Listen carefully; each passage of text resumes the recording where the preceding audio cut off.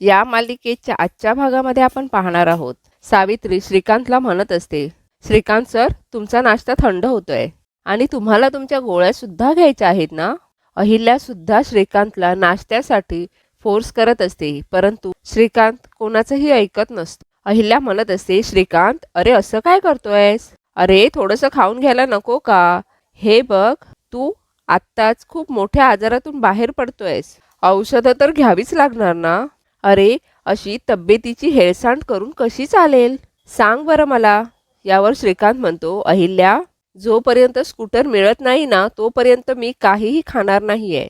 आणि प्लीज मला कोणीही आग्रह करू नका, मी कोणाचंही ऐकणार नाहीये. त्यानंतर अहिल्या म्हणते, ठीक आहे, मी जरा प्रीतमला फोन करून बघते. तो ऑफिसला जायला निघालाय, पण ऑफिसला अजून पोहोचला नाहीये, कारण ऑफिसमधून अनेक मला फोन येत आहेत, मेसेजेस येत आहेत. कुठे गेलाय काय माहिती. त्यानंतर अहिल्या प्रियाला विचारत असते. इतक्यात श्रीकांतच्या कानावर स्कूटरचा आवाज पडतो. श्रीकांत म्हणतो, अरे हा तर आपला स्कूटरचा आवाज आहे. असं म्हणून सगळेजण बाहेर येतात. इकडे प्रीतम प्रियाला घेऊन स्कूटरवरून बाहेर गेलेला असतो. श्रीकांत धावतच त्या स्कूटर जवळ येतो. स्कूटरला बघून श्रीकांतला खूप आनंद झालेला असतो. श्रीकांत प्रीतमला विचारत असतो, ही स्कूटर कुठे सापडली बरं? प्रीतम म्हणतो, काय आहे ना, कित्येक दिवस मी आणि प्रिया बाहेर गेलो नव्हतो ना, फक्त एक राऊंड मारून परत आलो. श्रीकांत म्हणतो, हो. असं म्हणून श्रीकांत प्रीतमला मारायचे ॲक्शन करतो. श्रीकांत म्हणतो, मस्करी करतायत माहिती आहे मला. खरं काय झालं सांगणार नाहीस तुम्हाला, पण ठीक आहे, स्कूटर मिळाली ना, मग राहू दे. आता आम्हाला सोडून आमची साथीदार कुठेही जाणार नाही. यावर प्रीतम म्हणतो, अजिबात नाही. काय काकू? असं म्हणून प्रीतमला घडून गेलेले काही क्षण आठवत असतात. प्रीतम आणि प्रिया स्कूटर शोधत असतात. ते दोघेही एका गॅरेजवर येतात. गॅरेजवर आल्यानंतर प्रियाला तेथे श्रीकांतची स्कूटर दिसते. स्कूटर बघितल्यानंतर प्रियाला खूप आनंद होतो. प्रिया प्रीतमला ती स्कूटर दाखवते. प्रीतम त्या गाडीजवळ जाऊन त्या गाडीला हात लावतो. एवढ्यातच तेथे एक माणूस येतो. प्रीतम म्हणत असतो, ही माझी गाडी आहे. तो माणूस म्हणतो, तुझी गाडी? अरे मी पैसे देऊन ही गाडी घेतली आहे. तू कोण आहेस रे आणि तुझा संबंध काय? तो माणूस प्रीतमला उलटसुलट बोलत असतो. हे बघून प्रीतमला खूप राग येतो. प्रीतम आणि त्या माणसामध्ये जोरदार भांडणं होतात. त्यानंतर तो गॅरेजवाला बाहेर येतो आणि ती मारामारी थांबवतो. त्यानंतर तो गॅरेजवाला म्हणतो की ही स्कूटर आम्ही भंगारमध्ये घेतली आहे. एका भंगारवाल्याने ही स्कूटर आम्हाला 2000 मध्ये विकली आहे. हे ऐकून प्रीतम त्या गॅरेजवाल्याला पैसे देतो आणि ती स्कूटर तेथून घेऊन येतो. हे सर्व प्रीतम सांगत असतो. त्यानंतर दामिनी म्हणते, बरं झालं हां, दादासाहेबांची स्कूटर मिळाली. किती जीव आहे त्यांचा त्या स्कूटरवर. काय माहिती कुणाची दृष्ट लागली होती. बरं झालं हां, स्कूटर मिळाली. श्रीकांत मात्र खूप खुश झालेला असतो. श्रीकांत आणि अहिल्या त्या स्कूटरवर बसतात. स्कूटर मिळाल्याने ते दोघेही खूप आनंदी झालेले असतात.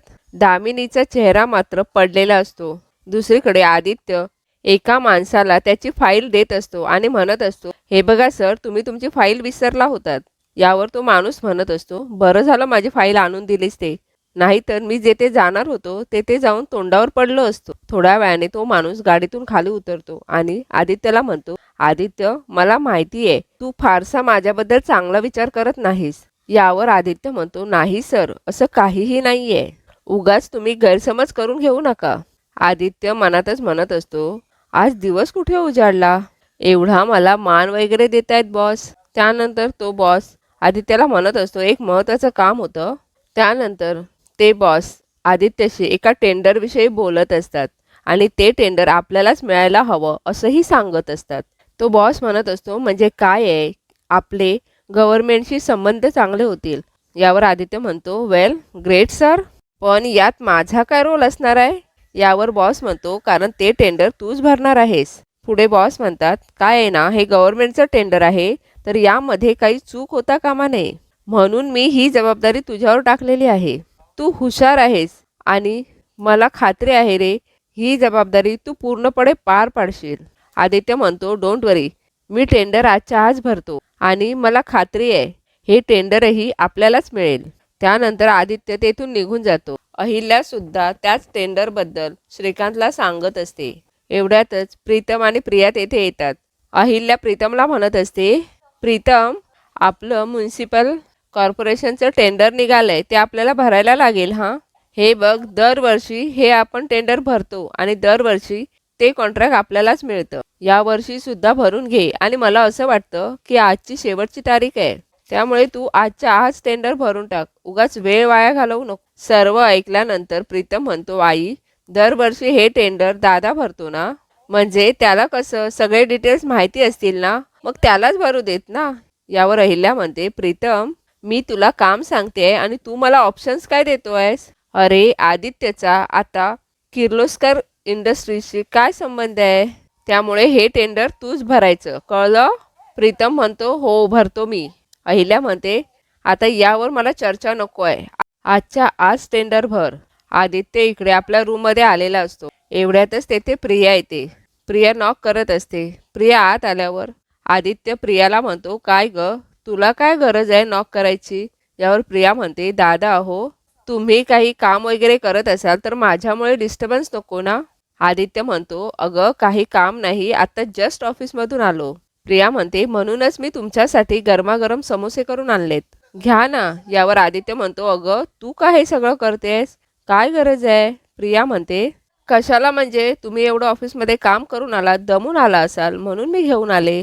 पुढे प्रिया म्हणते, आणि काय हो दादा, पारू जर इथे असती तर तिने केलंच असतं ना तुमच्यासाठी, तुमची काळजी घेतली असती ना. मग आता ती इथे नाही आहे तर मी आहे ना, आणि मी तुमची वहिनी आहे, मग आत्तापासून माझ्या ऑर्डर पाळायच्या. त्यानंतर आदित्य प्रियाला म्हणतो, द्या. प्रिया म्हणते, घ्या, खाऊन बघा कसे झालेत ते. त्यानंतर आदित्य थोडा विचार करत असतो. प्रिया विचारते, काय झालं दादा? आदित्य म्हणतो, अगं काही नाही ग, काय आहे ना, पहिलं जेव्हा मी ऑफिसमधून घरी यायचो तेव्हा आई ना असे गरमागरम भोपळ्याचे घारगे बनवायची. अजूनही ती चव माझ्या जिभेवर रेंगाळते. देव जाणे आई परत कधी बनवून देईल. त्यानंतर आदित्य फ्रेश व्हायला जातो. प्रिया इकडे म्हणत असते, आज काहीही झालं तरी आईंच्या हातचे भोपळ्याचे घारगे तुम्हाला आज खायला मिळालेच पाहिजेत आणि मी त्यासाठी नक्की प्रयत्न करेन. त्यानंतर प्रिया आपल्या रूममध्ये बसलेली असते. एवढ्यातच अहिल्या येते. अहिल्या म्हणते, अगं तुला बरं वाटत नाही आहे का? प्रिया म्हणते, नाही नाही आई, असं काही नाही आहे, पण तुम्हाला कोणी सांगितलं मला बरं नाही आहे म्हणून? अहिल्या म्हणते, अगं प्रीतम म्हणाला प्रियाला बरं वाटत नाही आहे म्हणून, मी डॉक्टरांना बोलवून घेऊ का? प्रिया म्हणत असते, नाही नाही, एवढं काही झालेलं नाही आहे मला, तुम्ही कशाला उगाच त्रास घेताय? खरं तर मी प्रीतमला सांगितलं होतं की कुणाला सांगू नका म्हणून, पण त्यांना काळजी आहे ना म्हणून सांगितलं असेल. अहिल्या म्हणत असते, पण होतंय काय? प्रिया म्हणते, माहीत नाही आई, तोंडाची चव गेली आहे माझ्या, मला ना काही खावंसं वाटत नाहीये. बहुतेक रात्री ताप आला होता ना म्हणूनच तोंडाची चव गेली असेल. त्यानंतर अहिल्या प्रियाच्या अंगाला हात लावून ताप चेक करत असते आणि म्हणत असते, आता ताप नाहीये, थंड आहे अंग. प्रिया म्हणते, नाही आई, आता बरी आहे मी, रात्री ताप आला होता. बरं, तोंडाची चव गेली आहे माझ्या, काय करू काही समजत नाहीये. अहिल्या म्हणत असते, बरं मी खायला सांगू का काहीतरी पटकन बनवायला? प्रिया म्हणते, आई अहो, असं कसं सांगणार तुम्ही सावित्री आत्यांना? सावित्री आत्या सुट्टीवर आहेत ना, आणि माझ्या तोंडाला चव येईल असं काहीतरी भोपळ्याचे घारगे वगैरे खावंसं वाटतंय मला. पण ठीक आहे, तुम्ही उगाच कशाला त्रास घेताय? अहिल्या म्हणते, अगं त्रास कसला त्यात, मला सुद्धा आवडेलच की माझ्या सुनेला छान काहीतरी खायला करून घालायला. प्रिया म्हणते, खरंच? अहिल्या म्हणते, खरंच. त्यानंतर अहिल्या किचनमध्ये येते आणि सावित्रीला म्हणत असते, प्रियाला ना भोपळ्याचे घारगे खावे वाटतायत, तिच्यासाठी मी भोपळ्याचे घारगे बनवणार आहे, तू फक्त मला मदत कर. त्यानंतर अहिल्या भोपळ्याचे घारगे बनवायला घेते आणि हे सगळं लांबूनच प्रिया, प्रीतम आणि श्रीकांत बघत असतात. श्रीकांत प्रियाला म्हणत असतो, प्रिया, मानलं हा तुला, आदित्यला घारगे खायचे आहेत आणि तेही अहिल्याच्या हातचे, म्हणून तू अहिल्यालाच घारगे बनवायला लावलेत आणि नुसते बनवायला नाही लावले, बनवायला भाग पाडलंस. प्रिया म्हणते, काय करणार बाबा, आजपर्यंत पारूने आपल्या चवीची पोटाची एवढी काळजी घेतली, मग आज आता पारू नाही आहे तर आपणच दादांची काळजी घेतली पाहिजे ना, म्हणून म्हटलं त्यांना आज आईच्या हातचे घारगे द्यावेत. पण मला त्याच्यासाठी थोडं खोटं बोलावं लागलंय हा बाबा. श्रीकांत म्हणतो, असू दे, चांगल्या कामासाठी बोललीस ना, ठीक आहे. प्रीतम म्हणतो, काही का असे ना, किती दिवसांनी आपल्याला आईच्या हातचे घारगे खायला मिळणार आहेत. यावर प्रीतम खूप खुश झालेला असतो. प्रिया म्हणते, तेवढंच आदित्यदादांना एक सरप्राईज मिळेल. आणि हे सगळं प्रिया, प्रीतम आणि श्रीकांत लांबूनच बघत असतात.